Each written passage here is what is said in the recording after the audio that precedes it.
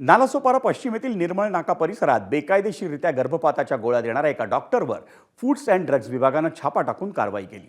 या प्रकरणी संबंधित डॉक्टरला अटक करण्यात आली आहे। शैलेश महाजन असं आरोपी डॉक्टरचं नाव असून तो गुरुकृपा नावाचं क्लिनिक चालवत होता। त्यानं केवळ आयुर्वेदाच्या शाखेचं वैद्यकीय शिक्षण घेऊन BAMS ही पदवी मिळवली आहे, पण तो नियमबाह्य पद्धतीनं गर्भपाताच्या गोळ्या देत असल्याचा आरोप आहे।